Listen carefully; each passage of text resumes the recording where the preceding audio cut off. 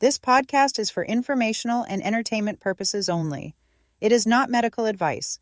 Please consult a qualified healthcare professional before making any health or lifestyle changes. Welcome to the Happy Healthy Her podcast, your go-to space for real talk, inspiration, and laughter as we navigate life as a woman. Let's dive in. Hello, hello. Welcome back to the Happy Healthy Her podcast. I'm Tracy Mail, your host for today. I am a health empowerment coach supporting women facing Hashimoto's, thyroid, and adrenal overwhelm. Through simple, sustainable, and natural strategies, I help them rebuild their energy, harmonize their hormones, and soothe their nervous system so they can finally feel like themselves again. I'm here with my good friends and co-hosts, Cynthia and Lorraine. Ladies, please say hi and introduce yourselves. Hello, I'm Lorraine Keim. I'm a mindset wellness coach, empowering women to live more authentically through my customized guided system of self-discovery and self-healing. Welcome. Nice. Hi, I'm Cynthia Penner, a menopause health coach, author of the Menopause Map book series, and host of the Menopause Map Minute podcast and YouTube channel. I guide women through the wonderful, sometimes wild world of menopause. My focus is helping women navigate this season of life with confidence through knowledge of what the heck is going on in her body and with her hormones. Nice. Thank you. We all want to know that. Okay. Yes, All right. absolutely. Nice. Thank you. Okay, so today we are joined with Tashia Martin, a licensed social worker, author, and healing-centered leadership strategist. She helps leaders and organizations build wellness-rooted systems so people can navigate change with clarity, alignment, and humanity. She's also the creator of the R.O.O.T.E.D framework and the author of New Leaf, an Amazon #1 new release that supports people through life transitions and self-compassion and purpose. Love that. So nice. This episode is for the woman who feels like life is asking a little too much of her right now, and she still has to show up, like we all do, right? So Yes. we're talking about how to stay grounded in the middle of grief, stress, and big transitions, and how to honor pain without, letting it define you. So, Tashia, welcome to the show. We're so happy to have you. Welcome. I'm really excited to be with you all this evening. Nice, thanks.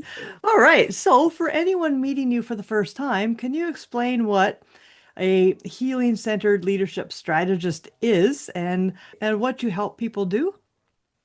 So, a healing-centered leadership strategist helps people lead without abandoning themselves or the people on their teams.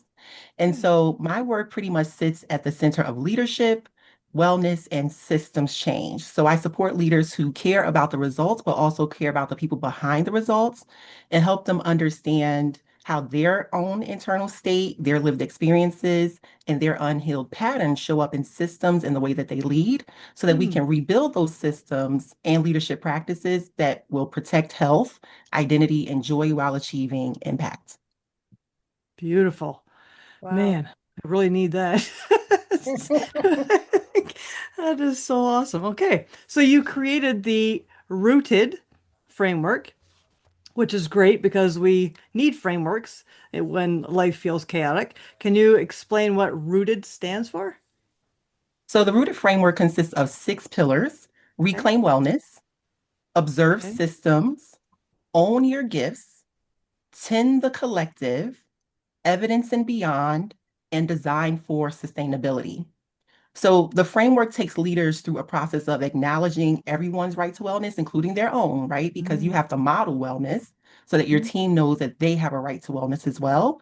And then it moves them to a process of understanding the systems and the teams impacting the overall organizational wellness, moving into then the decision-making process, and finally establishing systems that can be sustained over time.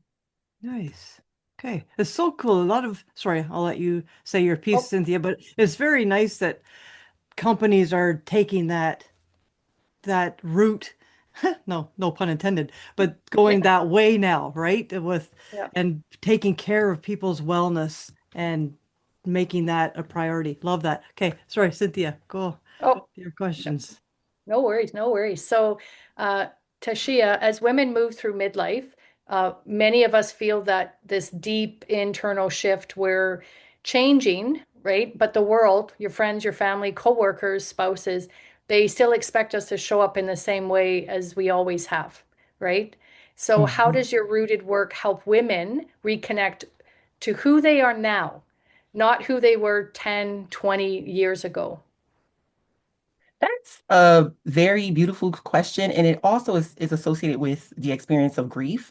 Because when we are with individuals who expect us to behave a certain way to show up for them in the way that we did in the past, sometimes those relationships change. And so there's a level of grief that we experience in that process. And so for women who are experiencing similar things, which was a part of my journey as well, I think there's something about hitting 40 that like all of this just starts to happen. Yeah. Um, you really have to honor that who you are, what you're becoming, what you need is important. And as women, we're always taught from the age of little girls to care for everyone before we care for ourselves. And so we have to first shift our mindset around who's most important or what's most important and setting that priority. And the rooted framework begins with the letter R, reclaiming wellness. And so, what does wellness look like for you as a woman? What does it look like for your sleep, for your internal, for your external? What does that all mean? And then, do you have the support systems? When we're talking about observing systems, it can be the structures, but it can also be the people who we surround ourselves with.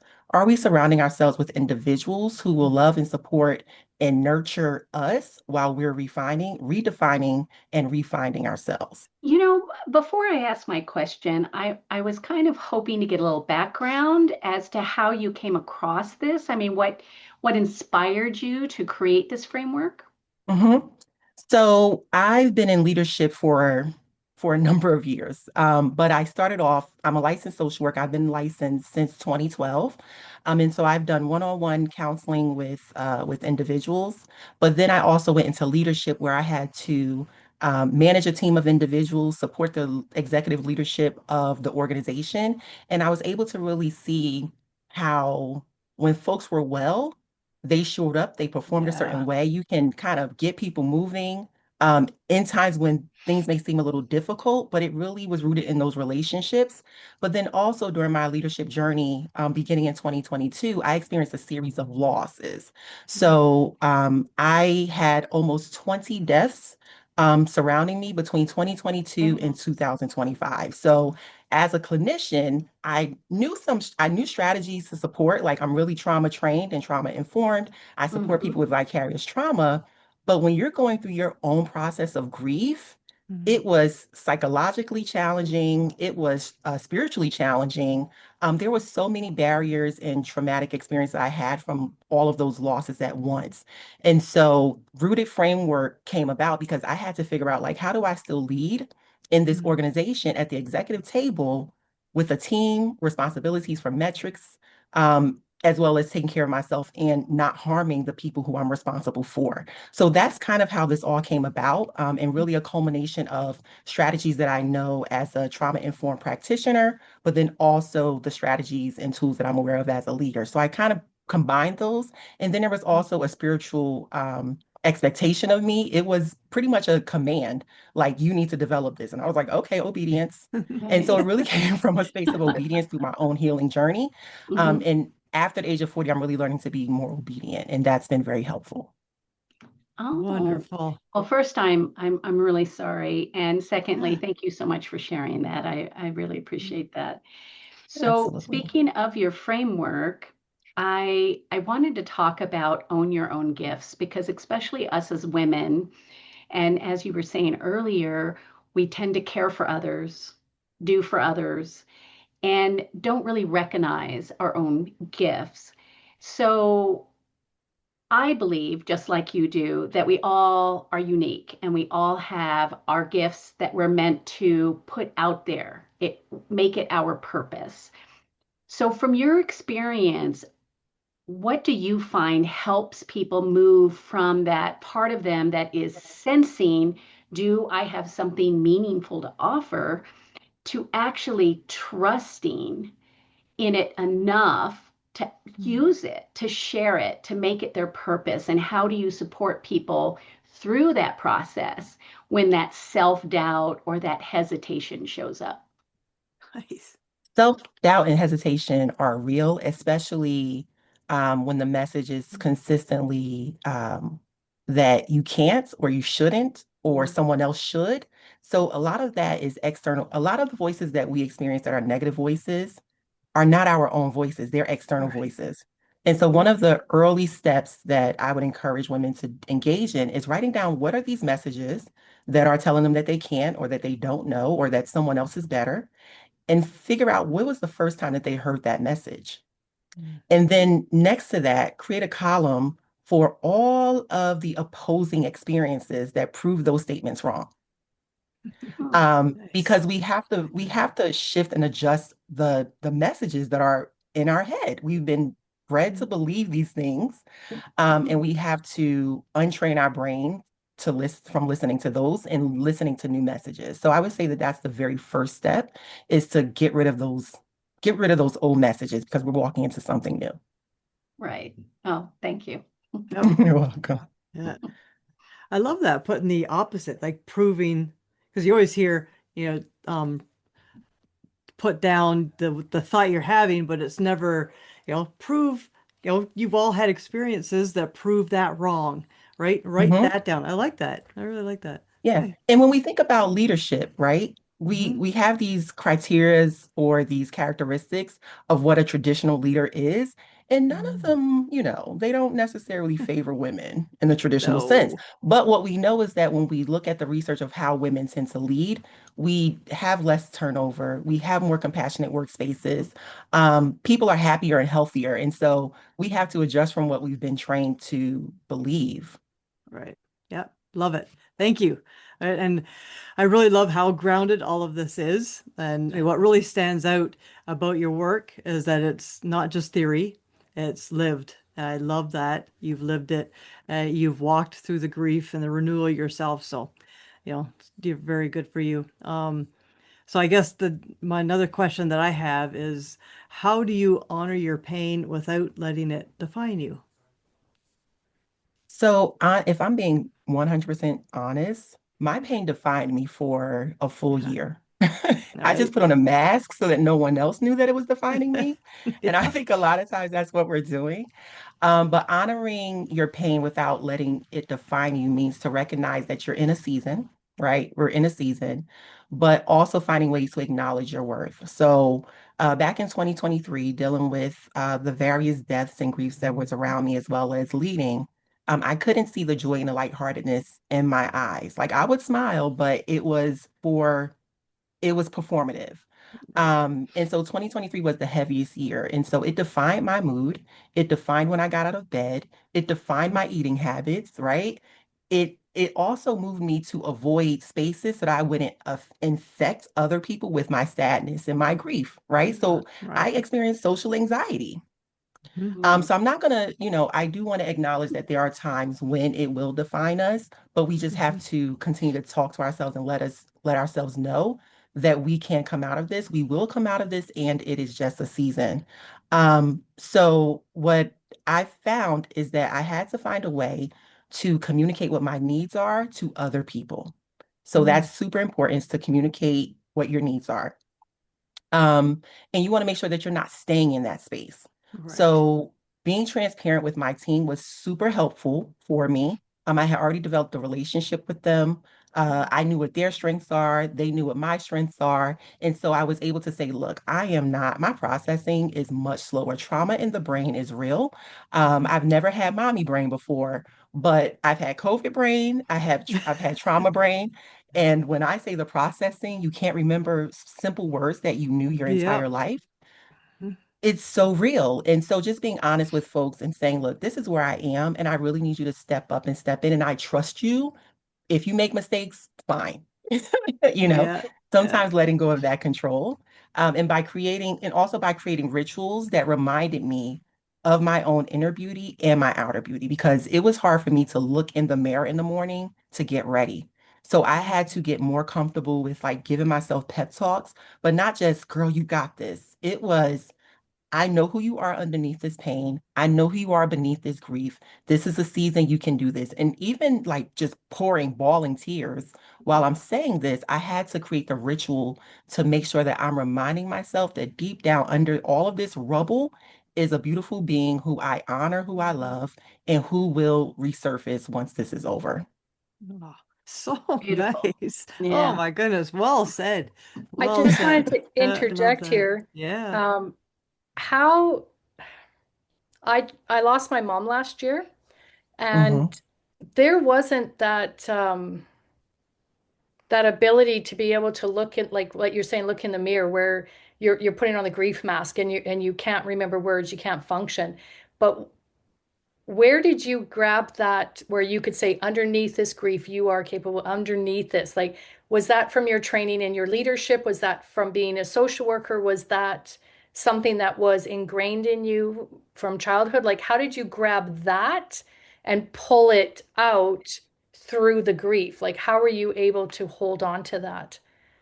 Because that was So, amazing. Like, listening to you talk, I just want to give you a hug and a high five at the Yeah. same time. I'll Yeah, take both. exactly. Exactly. I'll take both. Yeah. But the reality is I knew it, but I didn't believe it. Like it was like I know she's in there, Yeah. but I cannot connect with her. So in social work or in mental health in the mental health field, there's a term called dissociation. I Mhm. completely was like I was so disconnected. I did not connect with who was inside. Mhm. Um, but there was just something about it, I just knew she was in there. And I wouldn't say that it came from when I was a kid. I think that because of my awareness that this was just a moment, I was able to call upon it and say she's there. And plus, I'm not 20, I'm 40. So I've had more Mhm. experience and time with myself. If I was in my 20s, it would have been a lot harder to do that. So I think it was just spending a little bit more time. I had been spending more time developing myself and who I wanted to be. Um, and so I think that because that was newer for me or more recent, I was able to capture it and hold on a little bit. But I would go into therapy with my therapist and I would say, I don't know where she is. I know she's in there. I cannot feel her. Like spiritually, I could not Ah. feel her. Mhm. So, it's very sad, but it was just like I have to get back to her and I will get back to her. But honestly, I could not connect with that woman. It felt like I was two different people. Mm. Yeah. And it's Yeah. like you said too, with the that self-awareness, right? When you Hmm. know, like you know yourself and you know I was a happy, fun, loving, and now I can't stop crying. I'm miserable. I Yeah. hate people, Yeah. but that's not me. This is the season I'm in, right? I absolutely I can see that. I know I've felt it myself and never put the words to it. I loved how you put those words to it, but yeah, that's very, very nice. Yeah, and I All think we right. all go through it. Absolutely. It's a shocker when you do it for the first time. Yeah. Yeah. I love Oh, how you mentioned also that you can't stay there. You had Hmm. mentioned that you just can't stay in the pain, you just can't stay in the rubble. right. No, And right? so I love that you kept trying to find yourself. You kept trying to rise above the pain. You kept trying to say, I know there's more. I know there's something else. Yeah. So we all have our own time limits, but just the fact that you know there's another time in the future is what keeps us going and takes us out of the pain and shows us our resilience. So thank you. That's beautiful. Yes. Yeah. Very good. So, if someone is leading a team and they're Mhm. already extremely overwhelmed, what is the first rooted step that they can take this week to improve things? So one of the things that folks can do this week is one, look at your boundaries. Are there any boundaries that you're avoiding? Because you may have your door that is a revolving, you have an open door policy, it's revolving, but are those practices distracting, right? Yeah. Are you observing your systems? Identify one workflow or meeting or communication norm that is creating unnecessary stress and adjust it. Another thing that someone can do is to ask their team what work is already giving you energy, and task people to do that. They're more likely to get it done. They're more likely to be more productive, and it's going to take some weight off of you. And so, I would say start there, but Nice. definitely looking at your The boundaries. boundaries. Yeah. Yeah, boundaries are super important. Yeah. Absolutely. Because they never stop knocking. Like, They do holy. not. They don't. Okay. Thank you for that. Lorraine? Well, I did have a question Yes. about women who aren't leading organizations, Mhm. but they consider themselves leaders. You know, they have their Mhm. families that they're leading, they might have other work roles, and we all have like money worries and emotional responsibility, and so we are leaders in our own right in a different way. So for those women, this framework may seem overwhelming. You know, how do I do Mhm. this? You know, this 12-step program, so to speak, and everything. So for them, is there one or two priorities in your framework? I mean, does it start at the top, or like when women are saying, I need something now, I need one or Mhm. two steps that I can really put all of my focus and energy in to get myself in a different place? What would you suggest? So I would say for the woman who is a leader, I'm thinking moms, just like you named, right? Yeah. Moms lead. Ooh, we lead, we care. And I often look at like my friends, specific more so my family, and I'll say, give that to one of the kids, give that to your spouse. Why are you doing it? I literally went to visit my cousin in California, and his wife gets up and she moves and she does everything. I say, wait, if you jump to do everything for everyone, what happens when you're sick? No one knows how to take care of you. And so for the woman who is a leader, through motherhood, through friendship, I would say start asking people to do things for you. Mm, I saw something somewhere that said women need to start being the CEOs of our own lives. A CEO is always asking for help. Why do we think we don't need help?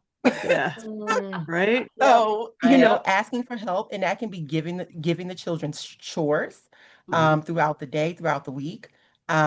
I pay for convenience, and I know everyone does not have that ability. And so I do pick and choose what I can afford to make my life a little bit more convenient. And so I also encourage women to do that. That mhm, could be purchasing a countertop dishwasher so that you do not have to wash the dishes, Yeah. right? Yeah. That could potentially be dropping your clothes off to the wash and go so that you do not have to wash the laundry. But it can also be assigning your children tasks. It could be, having dinner with a girlfriend so that, she's cooking or someone else is doing it and you're kind of just showing up and relaxing. It could also be a girls' night, where you all are just coming up with your own strategies for how you want to live your year out, what differences you want to make, and get that support to think differently around what is your responsibility on your own and what your responsibilities can be within a community. So definitely finding your community and your resources and levels of support, I think is like the most important couple steps. And I will give you something that I love to do, which is putting flowers and smelly, really nice smelling oils into my bath. What? The self-care Yep. and the yes. aromatherapy that's in that? Yep. That's something that women we can claim. And, sometimes bath time with a locked door is the only time we get, but that's the time that we can take advantage of too. Nice. Yes, so important to find that those moments where you Mhm. can, I call it headspace. Those moments where I gather headspace and smelling nice, the better. Yeah. Yes. Yeah. Yes. So, a lot of women in midlife are carrying invisible weight, right? You've got age, I mean, you're a little younger than us, but we've got aging parents or lost, changing marriages, shifting careers, and then you've got menopause layered on top of all of that. So, from your perspective, how does chronic stress or unprocessed grief quietly disconnect women from themselves? And how does Rooted help bring them back into alignment? So I think there are some things that Rudy can do. I also think that there are other things that we need to connect with doctors for. Hormones are extremely impactful. I was just talking to one of my good friends about like the thyroid, and how the thyroid, when you go to the regular doctor, they're like, "Oh, you're within this range. Life is great." And you're Yeah. looking at yourself like, you're looking at the doctor and you're saying, I know that there is something wrong. Yep. Yep. Yeah, Yeah. sing We it, all sister. have. Um, You're singing to the choir here because we've all Yep. had thyroid things. Yeah. So yeah. Yep. yes. I mean, I've Yep. had a scan, I've had an ultrasound so many times and everything comes back normal. I'm like, there's something wrong with your machine. Something's Yep. happening with my body. Yeah. So I just want to make that clear that there are some things that, Ruta can support with, but there are other things that we do need medical support with. Um, and when we're thinking about how stress and grief can really overwhelm our bodies, um, going with the R, going with reclaiming wellness. We have a right to be healthy and to be well. And I would say creating those rituals that you stick to. Um, Bathing yourself and blessing yourself, whether it's just thanking your brain for processing and getting you through, thanking your brain for remembering your mom's name, thanking your brain and thanking your heart, right? Thanking your heart and your arms for being open to receiving and giving love. Just a spirit of gratitude can really help to sustain us. And so, one of the things that I like to do and that I encourage women to do is to, as you're washing your hair, as you're washing every part of your body, to just express the level of gratitude for what that body part had to do to get you here and to get you over the hump of whatever pain that you're experiencing. I even thank my feet and bless my feet for pivoting and or keeping me on the right track. So, Nice. just that level of honor and gratitude. And my mom is, I love my mom. And I joke, I'm a millennial, so sorry, but I joke and I say, it's hard raising your parents. And so I know you all have experienced that too. But we have this joke because I'm like, Mom, I told you what to do. You're not listening to me. But I know she still loves her independence. She's still super independent. Um, but just being grateful that, we have the relationship that we do, and also encouraging her to do some of the strategies that I'm doing as well, which is honoring myself. Awesome. Nice. So important. Oh my goodness. Yeah. All right. Okay, so I want to shift into your book for a moment because I Okay. think so many women feel that they're in a transition, even if it doesn't look obvious on the outside. Right? So, Mhm. how does New Leaf support people in navigating change while still honoring themselves instead of pushing through and pretending, oh, I'm fine? So I want to start by saying that 2026. So I'm very interested in astrology and numerology. Yeah, me too. Love, love, love them. Me too. So 2026 is considered a 1 year in numerology. And with Mm. this, a 1 year is a cycle associated with newness, new beginnings, independence, leadership, and self-discovery. So this is like prime time to figure out who you are or who you're becoming. Yeah. And so it also invites us to fresh start and it realigns us with who we truly are. A lot of times we operate out of alignment with our truest selves, and this is really a year to do that. And so New Leaf supports with that process. So the journal is really it wraps the process of navigating change with tools that are used in trauma-informed spaces and healing-centered spaces. And so as the writer is journeying through the contemplation stage into execution, they're supported with techniques that are body-based, in order to help release tension and regulate their nervous systems. Their grounding and sensory awareness activities to help reduce anxiety and overwhelm. And there's also rituals that support both release and intention setting around the shift that's taking place. So the journal also helps to restore internal balance with our body's energy centers. So those changes can feel like they're embodied rather than rushed or forced. And so it's a 52-week journal that folks can kind Nice. of go through. You can start from the beginning, you can start in the middle, you can start in a chapter called Ether, because they're set around the 5 elements. You can start in a chapter of Ether if you really want to focus on the grief or loss of a loved one or the change that's really happening for you. Very cool. All right. So, Oh, I just want to um, interject one thing, yeah, yeah, Tracy. of course. Just for you, Tashia. Did you Yeah. also know that this is a year of the fire horse? No. So What I'm does going to that read this to mean? you. Yeah. Okay, please do. I'm My yoga excited. instructor taught me this. So the fire Okay. horse emerges as an ancestral archetype that awakens when planetary cycles enter a point of no return. Her strength is not chaotic, it is purifying. He advances engulfed in flames because his mission is not to preserve the old, but to consume what no longer sustains life. The fiery horse. Nice. Yeah. There's so much alignment. This is the year. It is the year. Yeah. Oh, Love very that. Thank you for exciting sharing it. stuff. Yeah. Yeah, that's very cool. Um, is there a prompt I know. in your book that consistently opens something up for people? Oh my goodness. It really depends on where you want to start. Okay. So, beginning and awakening, I would say if you're trying to figure out where you're starting, the prompt for you would be centered around what are your gifts? What is it that you're Mm, trying to change? What are you ready to change? Now, when we go into air, which is focused on thinking, because air is associated with our thought patterns, mhm, the prompt there that I think is very powerful is processing what are the thoughts that you're experiencing that are blocking you mm. from moving forward, and where did they begin? So Yeah. Yes.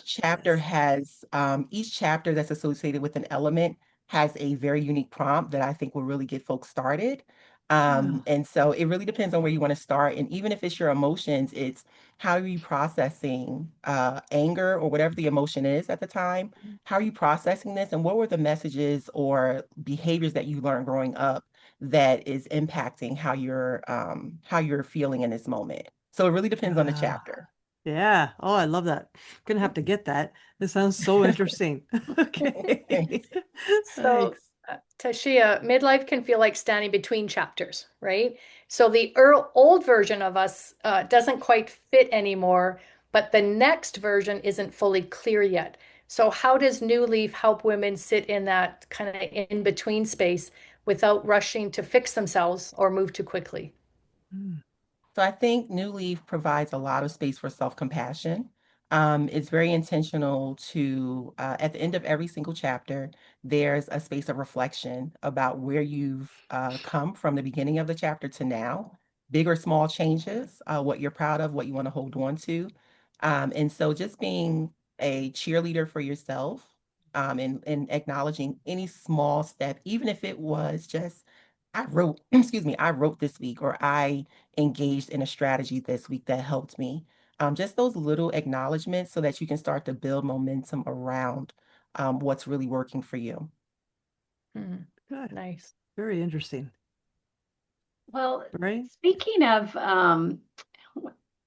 the things that come up for people that Tracy was talking about, I was curious for people who are actually working the book that they might find themselves having a lot of discomfort, a lot of resistance. They might feel disconnected, as you mentioned earlier, even numb, and some of these things might be, boiling up. So, are there things in the New Leaf book on a weekly basis that kind of helps people, that encourages them to stay with it, to stay engaged with the process, to make them feel supported rather than all of a sudden being overwhelmed by all of these new feelings they're having, these new thoughts, these new behaviors they're trying to institute, and when that uneasiness shows up for them. So early on in the awakening chapter, which is chapter one, the journalers are asked to write down who could be a part of their support system, whether it's a friend, a family member, and if they cannot identify someone, that they look up a therapist. It's super important that you don't feel like you have to do this alone, or you have someone to support you if you do if you do become depressed or extremely overwhelmed to a point of crisis. So that's happened early on, but each chapter, each week, there are affirmations that the writers are encouraged to look in the mirror on a daily basis and repeat the affirmations to themselves. There are symbols that ground them in the element that the chapter is connected to. And then there are healing techniques. So there are over 100 different healing strategies, whether it's rocking back and Oh, forth, Mhm. So I'm not sure if anyone has been to like a real countryside where you have the wraparound porches, where you have the rocking chair, but Yeah, there are different techniques that help you to move and sway and self-soothe. So Mm, every single week presents new prompts, new strategies that will help to soothe the individual so that they can always go back to it. And there's a reflection on how they felt engaging with that technique. So hopefully that the writers will utilize the strategies that are there. There's even a glossary of techniques if there's like the urgency to just let me find something different because this strategy did not work. So right. there's body-based techniques, there's breathing exercises. And so it was very important for me to put in strategies that will help to soothe the nervous system, which will support with responding to that space of disconnection and feeling stuck or just really almost feeling in crisis. Yeah. mhm, Well, I love that. I love that mhm, you set them up before they get started with some kind of support system. Someone they mhm, can go through it with, or talk to it about, or confide in with what mhm, they're going through. And it's always a great idea to have people actually be able to look in the mirror when they are going through things like this, because one thing that we do as women is we tend to shy away from our own reflection. We tend to, especially when we're carrying shame, or we're carrying other kinds of, resistant feelings towards ourselves. It's some women can have difficulty just looking at themselves and mhm. feeling love, feeling care, feeling that instead of this is wrong with my face, this is what's wrong with my body. We do that way too much. So I love the mirror idea. It is a wonderful way to get people used to falling in love with themselves and having that compassion and that empathy. So thank you for that. Very Perfectly nice. said. Yeah, Fall back very in love with nice. yourself. Oh my Yeah, goodness, yes. absolutely. I was wondering when you were speaking about that.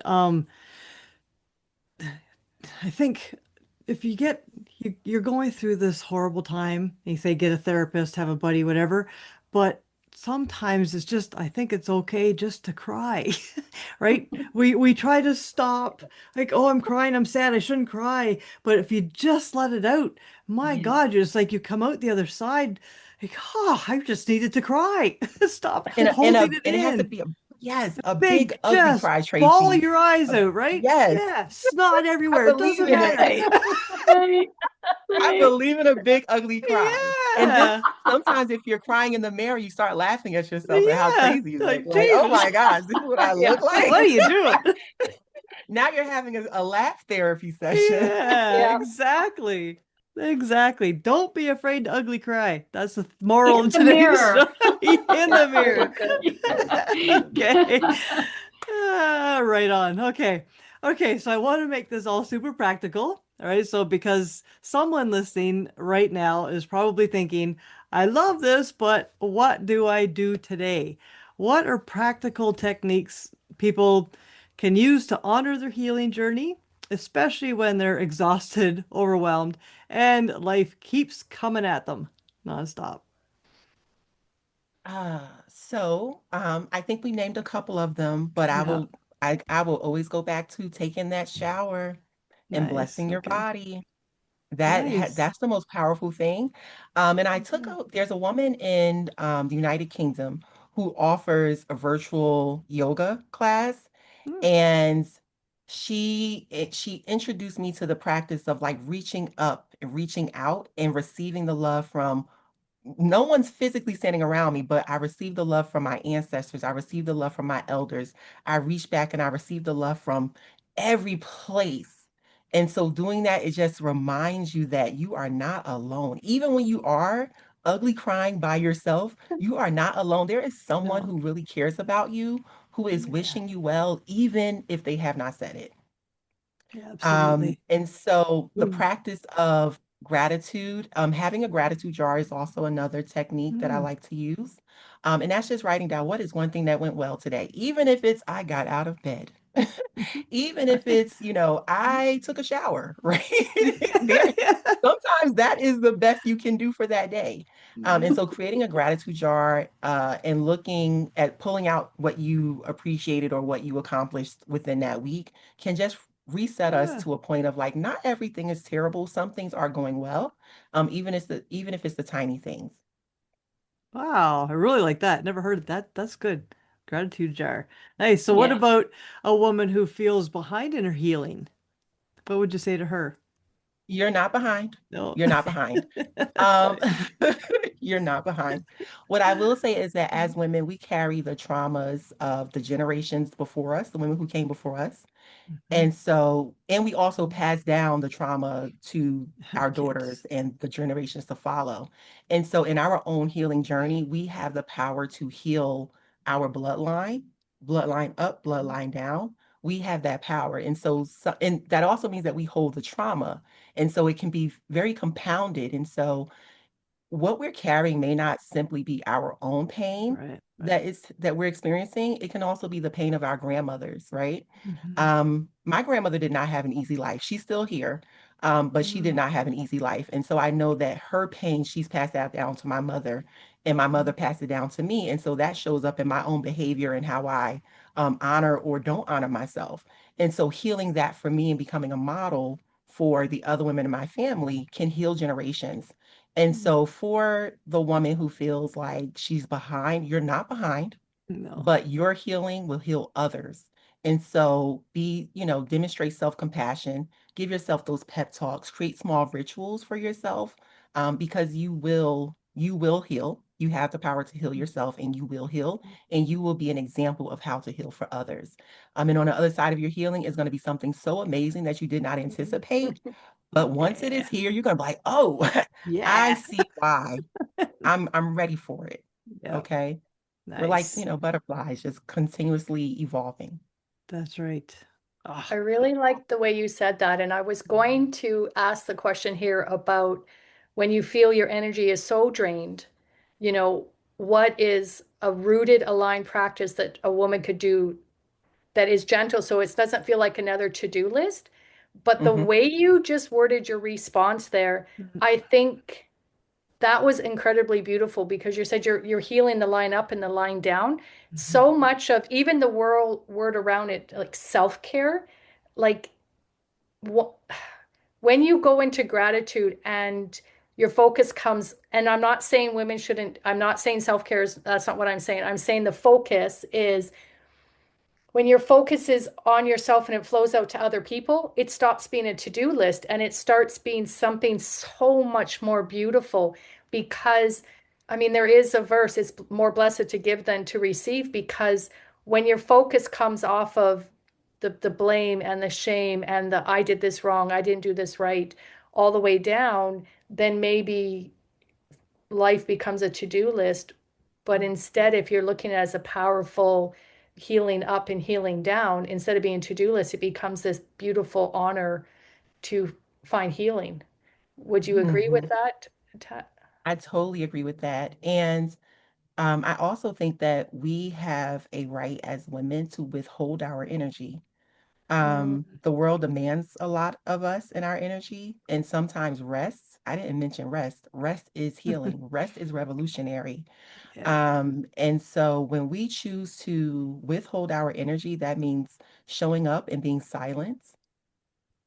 There are so many times when women, we warn people like, please don't, that's not going to make sense, or that's going to actually backfire. And people don't listen to us, and we still continue to give guidance. Just stop talking. We're not stopping our communication because we feel unheard or we feel like we don't have, like our voice doesn't matter. We're withholding our voice because we're preserving our energy that's associated with that Mm. voice. Our voice, the words that we say are connected to our heart, is connected to our mind, is connected to so many parts of our body that sometimes we just need to sit in silence and say, okay, let people do what they will. And so I've shown up to meetings and I've sat silently and people have looked at me and said, Tashia, so what do you think? And I said, oh no, I don't have any thoughts right now. I'll speak when I have one. I have a million thoughts, but I'm not going to speak them because you're not listening. So I'm going to preserve my voice. And a lot of times, and that is definitely a strategy. There's actually, have you ever heard of a talk fast? So Oh, a talk nice. fast, right? It's like I get where you're going. Yeah. you get where we're going. So we fast from eating. Some Yeah. folks fast from eating. I struggle with that, but Some We people all do. can fast from eating, but you can also fast from speaking. And there's a level of renewal that comes with that because you have to operate so many different parts of your body to Mhm. communicate. You have to think about what you're going to say. You have to position it so that the person can receive it well. You have to one, two, three, four, five, six, all 10 things before you even get the words out. And then you have to respond or receive whatever's going to be said back to you. So we have the right to engage in a talk fast. And so I encourage that and I practice it from time to time. Okay. I'm going to stop now. It's going to be a very quiet podcast. Yeah. We're going to No, have a we're all talk listening fast. to you. Yeah. You don't need to withhold your energy. This is safe. Not Uh, here. Well, I wanted to add what you were saying earlier. You were talking about our ancestors and the trauma that we passed down and everything. And I wanted to add that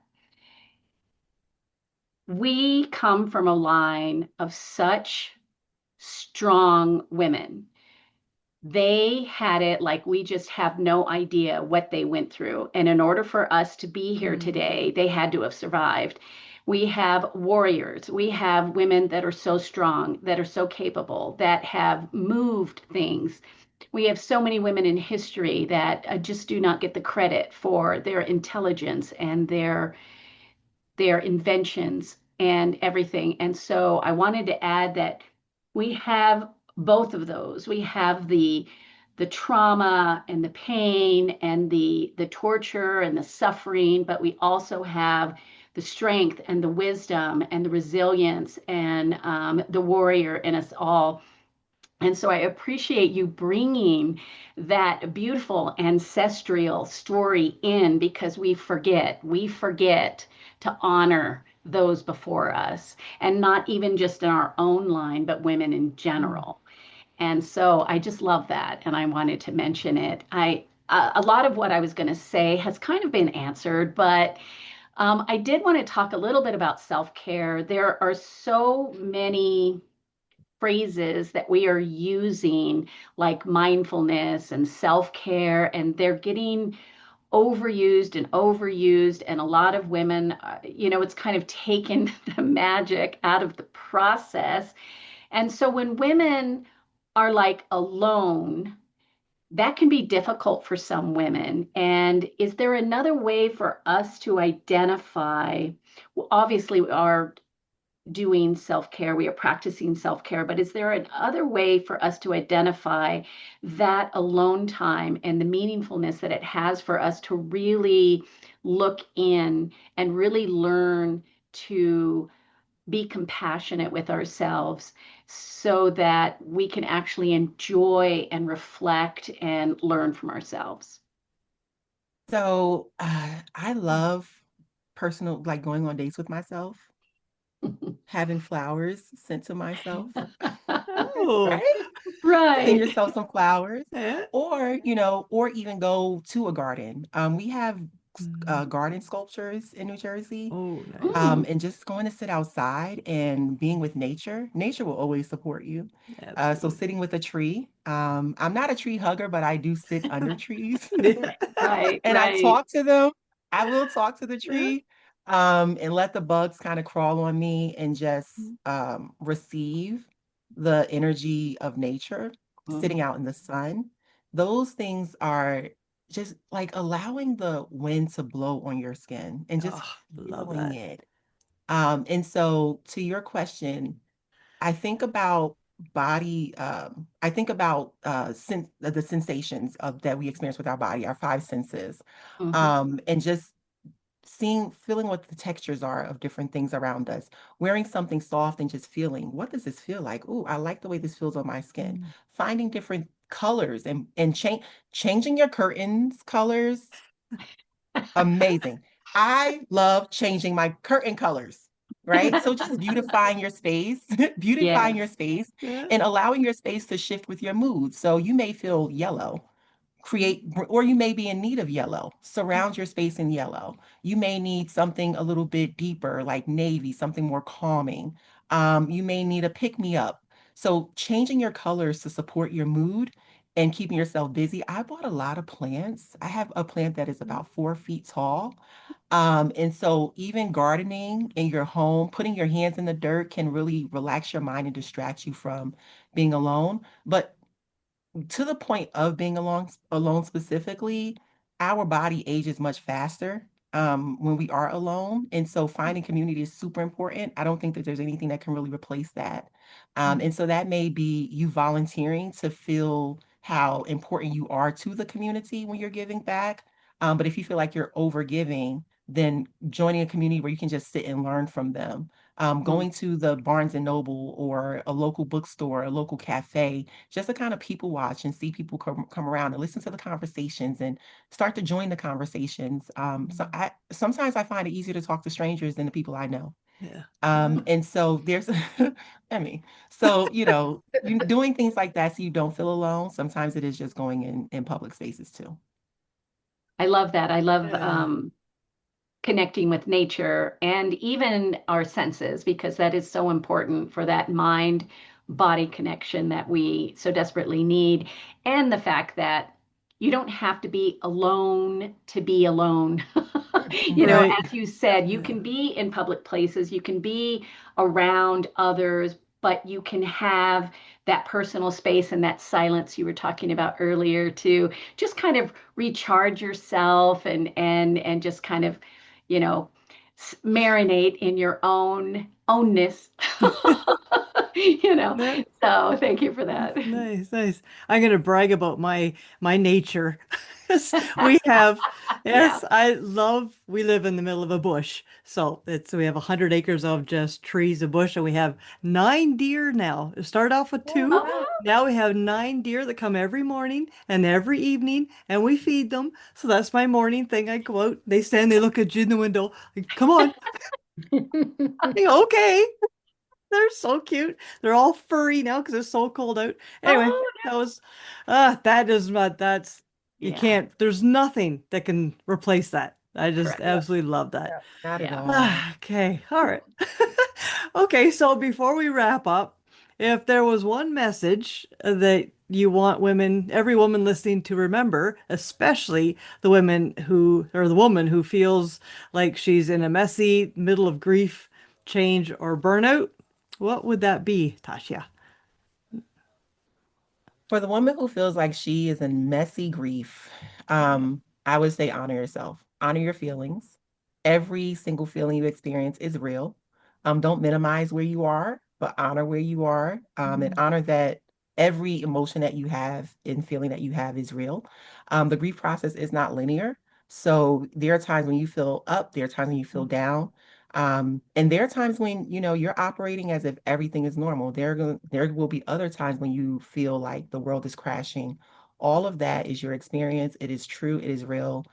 Honor it. And it is okay. And you will come out of it. You will overcome it. And I also want to just send healing prayers, and pray Nice. for your angels in human form to surround you in your time of need, even when you don't reach out to ask. Nice. Beautiful. Very Thank nice. Yeah. So, so nice.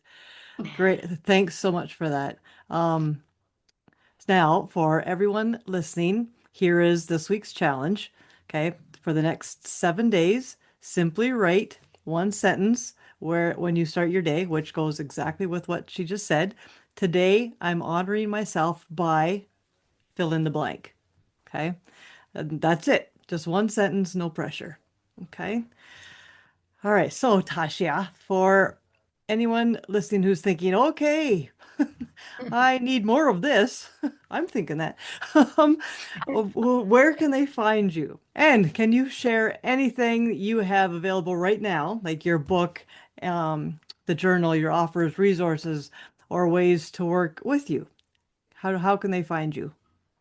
So I can be found on Instagram at Restoring Legacy. I do share inspiring messages there. You can also find my website, restoringlegacy.consulting, where you can also find the book. And there's actually going to be a sale on the book coming soon. So if you check in a couple weeks, you'll see that there. And if you sign up to be a part of the Restoring Legacy community, you'll also get some free resources. So Oh, nice. restoringlegacy.consulting and Restoring Legacy on Instagram. Beautiful. Ah, so exciting. All right. Thank you so much for that. We'll put all that in our notes here at the end. And honestly, I just want to pause here because I think this conversation is exactly what so many women need right now. We live in a world that teaches us to push through, stay productive, and keep it together, and to be strong no matter what's happening inside. So, but what I love about what you shared today is that healing isn't about pretending you're okay. It's about being honest with what you're carrying and still choosing to come back to yourself. So, and I want to say this clearly, if you're listening and you've been going through something hard, whether that's grief, stress, health issues, or just feeling emotionally tired, you're not falling behind, right? You're not falling behind. You're not failing. You're being human. All right. Mhm. So, and sometimes the bravest thing you can do is stop fighting what you feel and start meeting yourself with compassion. So, good. Beautifully said, Tracy. Thank you. Thank you. So, as we wrap up, I just wanted to take a moment to speak to the woman listening who feels like she's holding a lot right now. Maybe you're in a season of change that no one else can see. Maybe your body feels different. Your energy isn't what it used to be, or your heart is quietly grieving things you were never expected to lose. What I love so much about today's conversation is a reminder that healing doesn't require you to rush, perform, or become someone new overnight. It asks you to stay rooted in who you are right now. Midlife has a way of peeling things back. It asks us to reassess, to listen more closely, and to honor what our bodies, emotions, and lives are telling us. Sometimes that includes hormonal shifts. Sometimes it includes grief, burnout, or simply realizing that the old ways of pushing through no longer work.